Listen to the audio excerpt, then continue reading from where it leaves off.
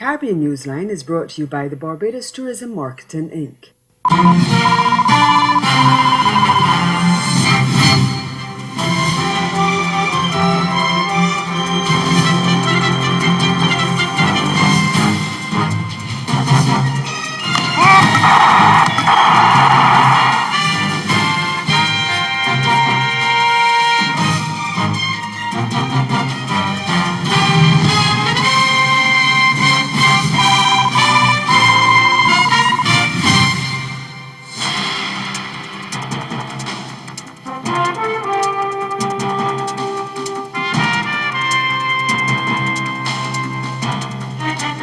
Prisoners released in Guyana to relieve congestion in the penal system. That's our top story in Caribbean Newsline for Tuesday, July 11. From the CMC News Center in Bridgetown, I'm Nicole Best. Good evening. 22 prisoners who were remanded to the Georgetown prison were granted bail yesterday as a means of easing the congestion in the penal system.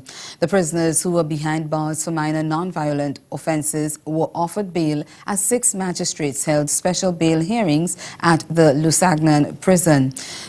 Hundreds of prisoners were taken there following Sunday's devastating fire and prison break at the Georgetown prison. Public Security Minister Kimraj Ramchatan told reporters that other major decisions will include the relocation of over 1,000 prisoners from the Lusignan facility. He said the prisoners have been in open spaces even as efforts are afoot to make them comfortable until they can be transferred to other prisons. He says yesterday the Civil Defense Commission delivered tents, water and food items to the prisoners. However, a video circulating on social media created an uproar about how the prisoners are being treated. In the video, prisoners are seen killing livestock they met grazing there. Sources say they are roasting the animals on pallets that were sent for them to sleep on. Ramchatan acknowledged that the inmates are still exposed to the elements, but said that tents and temporary accommodation are being established. Meanwhile, Commissioner of Police Silal Prasad has given an update on the prison escapees. Prison escapees. There are 5 that are still at large. 4 of that 5 we confirm identity, and we're yet to confirm the identity of the 5th person. Any reasons as to where they may be? We had information that has been partially confirmed of one site in Georgetown. In the wake of the recent prison fire, a U.S.-based Guyanese group is calling for an overhaul of the country's security system. The Caribbean Guyana Institute for Democracy, the CGID, on Monday said the crisis is devastating to the management of the country's national security. President of the group, Rickford Burke, says the destruction of an entire prison in the center of the capital city as a consequence of an uprising demonstrates that the country has not competently managed or transformed its national security infrastructure and posture to respond to modern threats and conditions. He says the crisis must serve as a wake-up call, not only for a drastic overhaul of the nation's security policy and framework, but in thinking, analysis and management as well. The CGID is therefore calling on the David Granger administration to immediately condemn the Camp Street Georgetown prison facility and urgently rebuild a modern facility outside of the commercial district of Georgetown. The group also calls for the immediate fast-track implementation of all recommendations of the recently concluded 2016 Commission of Inquiry, that is the COI. Trinidad and Tobago's Prime Minister, Dr. Keith Rowley, is calling for a private meeting with opposition leader Kamla Persad-Bissessar over matters of national interest. In a release issued by the Office of the Prime Minister, Rowley says the matters selected are areas in which the opposition should be engaged. We get more in this CNC3 news report. This time, what the agenda for the meetings is, which the Prime Minister proposes will take place between July 12th and the 19th. The request is being made as Parliament is currently in recess, and sources within the United National Congress tell CNC3 they suspect the issue is related to the JLSC. At a news conference on Friday, Dr. Rowley told reporters he held the view that the executive arm of the state may very well have to intervene in the ongoing controversy surrounding the judicial body. Opposition leader Kamala Prasad-Bissessa says she's ready to speak with Prime Minister Dr. Keith Rowley and offer him a solution to solve the bacchanal in the judiciary. She says she also wants to tell him to his face that he has brought the country to a ruinous state as crime continues unabated. And still in Trinidad and Tobago, Kamala Prasad-Bissessa is leading a team of attorneys in a judicial review claim against the Children's Life Fund Authority, the CLFA. The team is asking the court to quash a decision to refuse funding to 2 children whose families sought financial assistance to meet medical expenses for life-saving bone marrow surgeries. The claim was filed on Monday morning in the San Fernando High Court. And according to the application for judicial review, UNC Senator Attorney Wayne Sturge, as the claimant in the matter, is seeking to have the court review the policy of the CLFA to not allow for reimbursements of medical expenses incurred by applicants to the fund. Sturge is also asking the court to review an interpretation of the CLFA's board that the medical condition of beta, that's thalassemia, or it's also called the BTM, was not a life-threatening disease to receive funding from the fund. According to the claim, the CLFA refused funding to 4-year-old Shannon Luke and 5-year-old Terence Shandu on the basis that it was legally precluded from approving their parents' application to access funding from the CLFA, which was set up in 2010 by the People's Partnership led by Kamala Prasad-Bissessa. We get more in this report from Keishan Haynes of TV6 News. The Children's Life Fund Authority is being sued. Attorney and UNC Senator Wayne Sturge filed a civil action Monday at the San Fernando High Court on behalf of Shannon Luke and Terence Chandu, who were denied funding from the Children's Life Fund. Sturge is challenging the authority's assertion that the Life Fund does not allow for reimbursements of medical expenses already paid. Shannon's parents paid €158,000 in May for the surgery. They're also challenging their decision to deny the funding because the condition is not life-threatening. Luke and Chandu have beta thalassemia, a blood disorder that reduces the production of hemoglobin. Now, while they can survive, Sturge is arguing the quality of health care is not sufficient to treat with someone with this illness. They also need monthly transfusions and daily therapy to stay alive.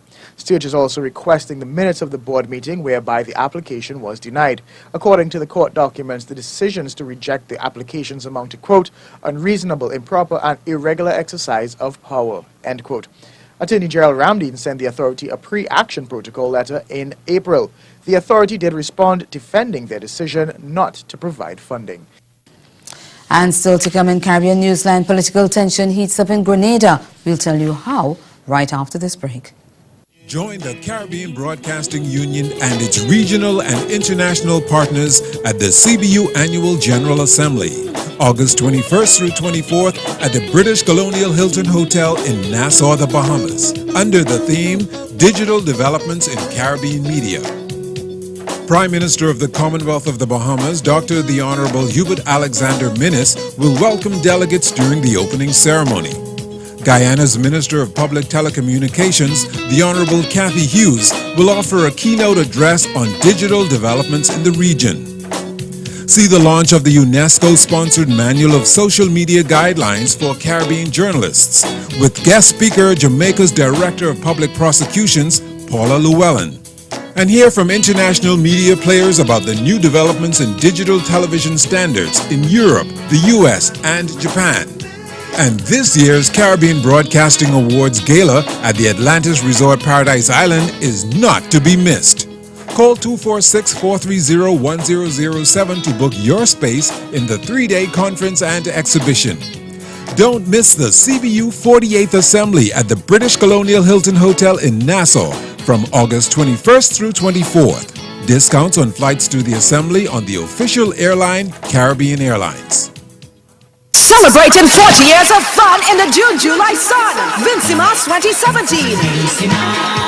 Enjoy the exciting blend of mass and panet steel and glitter. There's a Monday street party like no other. And the explosion of colors at Mardi Gras. Don't be left out of the Vincimas 40th birthday celebration. Evo 4.0. Evo 4.0.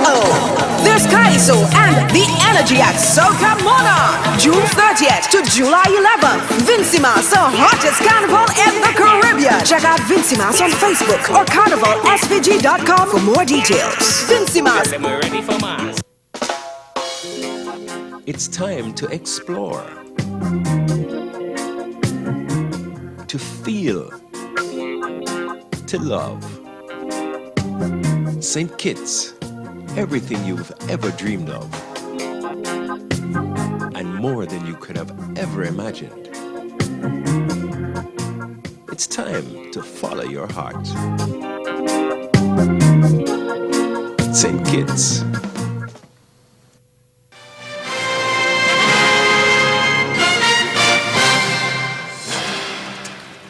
Political leader for the new National Party and Prime Minister of Grenada, Dr. Keith Mitchell, has confirmed that former Public Relations Officer Terence Forrester has been removed from 2 boards on which he sat as government representative.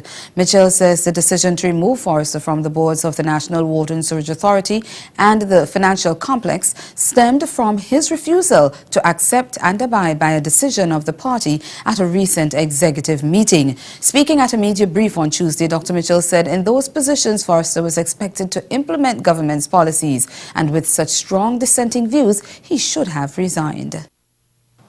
He's a policy maker as chairman of board. That's what he is. So he's expected to implement the policies of the government. But he decides he does not want him to do with the government decision or the party's decision, the government that the party brought into fray. Now, if that's the case, how do you expect to continue? I'm not going to sit here and pretend that Terry was not moved. I wouldn't do that. Dr. Mitchell said that Forrester had expressed his willingness to become the caretaker and eventual candidate for the NNP in the upcoming general election, which is due no later than May 2018. But the structure of the party resulted in another person getting selected, and that decision was not accepted by Forrester. And the executive has chosen a caretaker for the constituency of South St. George's. And if that's the case, all of us have to abide by the directive of the party. We may not agree with it. There are a number of decisions that the NNP party has made over the years that I didn't agree with, but I don't just get up and decide to oppose it publicly and decided to go against it to the point that I am out there actively campaigning and telling the leadership of the party, including the chairman, for example, that no one will stop him. That if the party does not give him the authority to run, he will run as an independent. Meanwhile, though he has not shared details publicly, Forrester has confirmed that he will be contesting the upcoming general election, most likely as an independent candidate. And he says he will call a news conference in the coming days to explain his decisions. International credit rating agency Moody's has warned the Bahamas government it will be difficult to slash the fiscal deficit to 1.1% of GDP by 2019-2020 unless it achieves faster economic growth or alters policy. The rating agency unveiled its rationale for placing the Bahamas creditworthiness under a downgrade review, suggesting that the fiscal consolidation estimates unveiled by the Minister administration in the 2017-2018 budget are optimistic and may be hard to achieve. Minister of Finance Peter Turnquest says the government is not surprised by the agency's decision to put the country's BAA3 bond on review, but he says efforts are underway to the country's credit rating. We get more in this report from Cleopatra Murphy. Deputy Prime Minister and Minister of Finance, the Honourable Peter Turnquest, says government is busy working on revenue enhancement measures to grow the economy, increase the ease of doing business, and is instituting disciplined fiscal expenditure measures to demonstrate that the country is headed in the right direction. All of this is with the hope of avoiding another possible credit rating downgrade after credit ratings agency Moody's put the Bahamas Baa3 bond rating under review. We recognize that there are some things that we as a government need to do in order to model the kind of behavior that we expect and that is necessary in order to bring our own situation back under control. Some of the excesses that we have seen and has been highlighted over the last couple of weeks from the previous administration have to be brought under control. According to a Moody's report, the review will focus on evaluating the credit risk posed by ongoing economic and fiscal challenges while considering the recent revelations of fiscal deterioration and government proposals to arrest the setback. Moody's says the review was prompted by the Bahamas' weaker than expected fiscal position, and its position now differs from a previous expectation that the country's debt to GDP ratio would stabilize in 2017. The finance minister says some of the actions of the previous administration will have long-term consequences and explained other measures being implemented by the government. We're going to be introducing some legislation that will mandate necessary discipline, and at the same time, we have planned a revenue administration bill that will ensure or help ensure that we increase our compliance rates and that we maximize the tax yield on the taxes that are already on the books. Turnquest says the administration hopes to bring the legislation within the second quarter once the House resumes. At the end of the day, we have to work at this problem from both ends, both on the revenue enhancement side as well as on the expenditure reduction side. And we believe that based upon what we've seen so far, that there are opportunities to do both. And hopefully at the end of the day, we'll recognize the kind of savings and GDP growth that we anticipate that is necessary in order to grow us out of this problem that we have. The finance minister says the downgrade is speculative at this point. The Moody's review will also assess how the Bahamas' profile will evolve compared to other countries in the BAA and BA category. And ahead in Newsline Sport, West Indies women defeat Pakistan women by 19 runs to record their second win in the ICC Women's World Cup. Stay with us. Sport is next. Welcome to SwiftPack, your online shopping and shipping solution. Receive the best rates, expert cargo management, and exceptional customer service. SwiftPack provides secure handling of your smallest packages to your largest cargo with speed and reliability. We invite you to use our US mailbox service, online shopping, ship air and ocean cargo from the supplier to your door. We handle it all for you. Get started now. Sign up for a free regular account or premium account, or give us a call on 440-6100. SwiftPack. You shop, we ship, you save.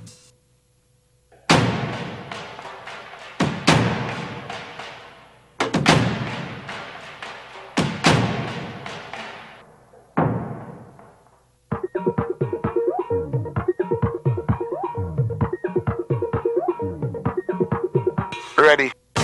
It's another episode when we out on the road. This is what we love to celebrate, to celebrate. This is not Hollywood. No, we don't come out the road. Drink, drink, drink. King Baba and Nikita. Every fact that a boy keep on calling me wrong name. But that's okay, cause that's my bitch. I don't understand how wearing a name tag on me. You know what to say, you still calling me wrong.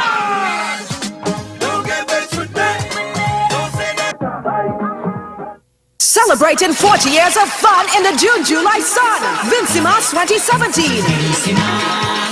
Enjoy the exciting blend of mass and panet steel and glitter. There's a Monday street party like no other. And the explosion of colors at Mardi Gras. Don't be left out of the Vincimas 40th birthday celebration. Evo 4.0.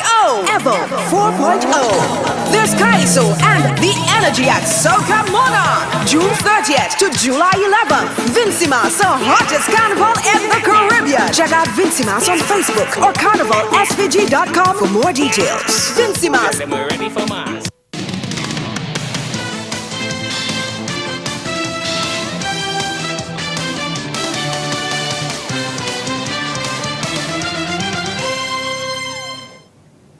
West Indies women defeated Pakistan women by 19 runs under the Duckworth-Lewis method in their rain-affected sixth match of the ICC Women's World Cup in Leicester on Tuesday. Sent in to bat first, the Caribbean women reached 285 for 4 off their 50 overs. Deandra Doughton top scored with 104 not out, while captain Stephanie Taylor scored just 10 shy of a century.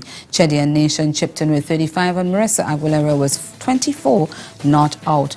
As Mavia Iqbal taking 2 for 76 was the pick of the Pakistani bowlers. Chasing 245 in 38 overs, Pakistan lost 2 quick wickets after an 80-run stand for the second wicket between Nahida Khan and Javeria Khan. They were behind by 19 runs on DSL par score when the rain stopped play.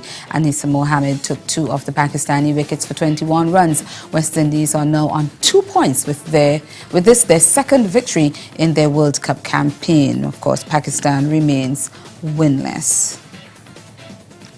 Trinidad and Tobago's Prime Minister Dr. Keith Rowley says West Indies cricket is in crisis, and he warns the Caribbean side could face relegation from the top tier of the international cricket if the regional game continues in its current state. Rowley was speaking on the heels of the CARICOM Heads of Government Summit in Grenada last week when West Indies cricket emerged as one of the hot topics.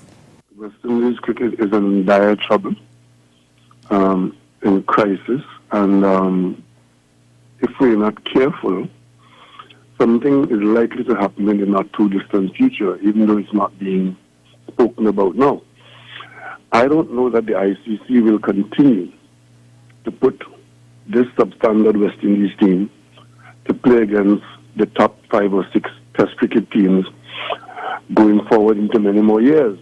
What I am frightened of is that somewhere in the not too distant future, common sense will prevail at the ICC, and they'll create some kind of a Premier League and a second division. And West Indies cricket will end up in the second division because of the standard that we are displaying. And we'll end up playing cricket against Ireland, Scotland, Kenya, and Afghanistan. And that is where we're heading. Laying the current demise at the feet of Cricket West Indies, the Trinidadian leader said nothing proactive was being done to salvage the situation.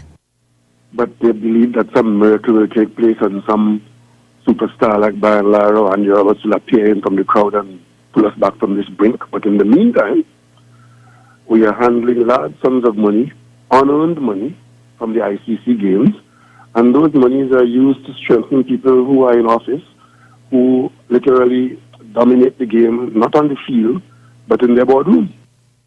Rowley agrees with CARICOM Chairman and Grenada's Prime Minister Dr. Keith Mitchell that the regional grouping has a vital role to play in helping overhaul the sport, especially since he says Cricket West Indies seems unable to find solutions to the current crisis. But he admits there is disunity among CARICOM leaders on the contentious issue. In fact, Rowley says there is, and I quote, tremendous confusion about the way forward, end of quote. Shea Hope's good form in the recent one-day series against India has seen him make a considerable leap in the latest International Cricket Council rankings released on Tuesday. The elegant right-hander gained 20 places in the baton rankings to move to a career-best 61st and be the 3rd highest-ranked West Indies player behind Marlon Samuels, 43rd, and Darren Bravo, 60th. Neither Samuels nor Bravo have represented West Indies in one-day internationals this year. The 23-year-old Hope topped West Indies batting in the just concluded limited overs series, chalking up 181 runs from 4 innings at an average of 45. The top 5 of the baton rankings remain unchanged, with India maestro Virat Kohli sitting at number 1. In the bowling rankings, West Indies captain and seamer Jason Holder jumped 5 places to 18th. Off-spinner Ashley Nurse, who had a lean series with just 2 wickets, still managed to rise 13 spots to 45th in the rankings. Holder and Nurse are the 2 highest-ranked West Indies bowlers, with the next best being fast bowler Shannon Gabriel at 71. Australian seamer Josh Hazlewood leads the bowling rankings in an unchanged top 3. Staying with cricket, superstar opener Chris Gayle has set his sights on the 2019 World Cup in England and a possible farewell test as he targets a return to international cricket for West Indies. The 37-year-old left-hander has not represented West Indies in one-days since the last World Cup in Australia and New Zealand 2 years ago, and has also not suited up in the longest format in 3 years. But the Jamaican, who is one of the most sought-after T20 specialists, says he's making plans to be a part of the ODI 10 test squads again soon. Speaking on Massey Insurance's Line and Length Network, Gayle said, and I quote, "I still want to play for West Indies. Whether it will be a farewell test match, I still want to play a test match for West Indies. And I want to play the next 50 over World Cup as well, so I'm looking forward to that next year." End of quote. Gayle added that he's keeping fit ahead of a possible return to international cricket, and he said, "I'm working out, trying to keep the body fit and slim and trim. To keep up with the youngsters these days is never going to be easy, but the mind is always willing. Once the body is right, you can accept anything," from Chris Gayle. End of quote. The former West Indies captain has compiled 7,214 runs from 103 tests at an average of 42 and is one of only 4 batsmen in history with 2 triple centuries. He is also one of just 2 players in the game with 2 T20 international centuries. However, it has been in T20 franchise cricket where he has made his biggest impact in recent years and recently became the first batsman to pass 10,000 runs in the format. Trinidad and Tobago are Caribbean Zonal Volleyball Association champions for the 3rd time. TNT men's volleyballers staged another come-from-behind act in the final on Sunday at the National Velodrome to record a win against Martinique. Both teams earned a spot in the 3rd and final round of qualifying from the North Central American and Caribbean Confederation for next year's World Championships. In this C News Sport, we get a look at how the Trinidadian men played. The pattern of every match so far in the tournament for TNT was to fall behind and then rally late to snatch the win. It happened in every match. In the final, it was more of the same, as Martinique battled hard in the first set to keep that trend going. They would eventually steal it at 25-23 thanks to some misfiring from the relatively young TNT outfit. The homeboys came out firing in the second. In the third, it was more of the same as TNT again started quickly and put the pressure on the visitors. And even when things didn't go according to plan, TNT still found ways to garner points to keep the lead.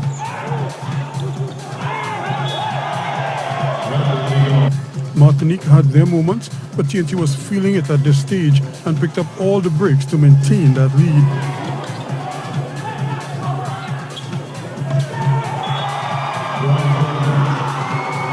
And they would again capitalize on the miscues by Martinique to take the 3rd set 25-16 for a 2-1 lead.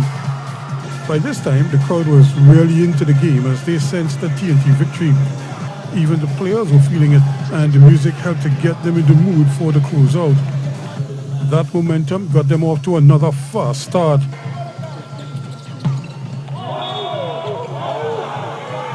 But Martinique would answer as they understood the gravity of the situation. But TNT would get some inspired play from Bush with a solo block here. That was the play of the match. 23-21 now, TNT 2 away. Martinique, though, would make it close at 24-23 as they were still fighting right to the end.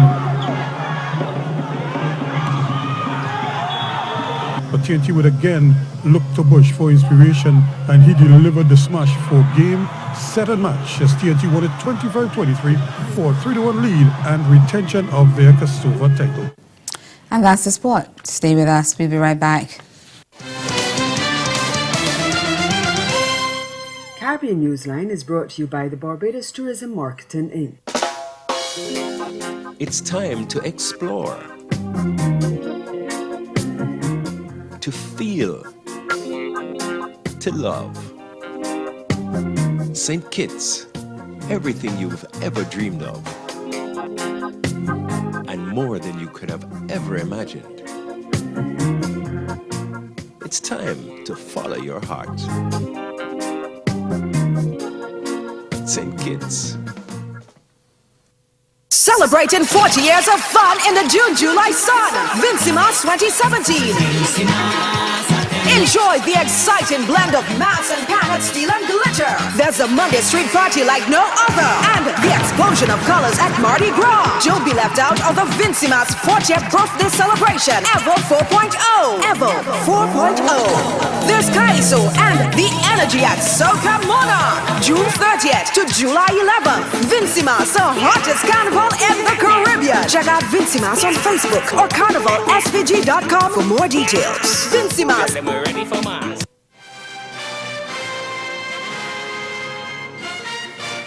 Again, the major developments of this day: prisoners released in Guyana to relieve congestion at the penal system following a fiery prison riot. And in sport, West Indies women defeat Pakistan women by 19 runs to record their second win in the ICC Women's World Cup.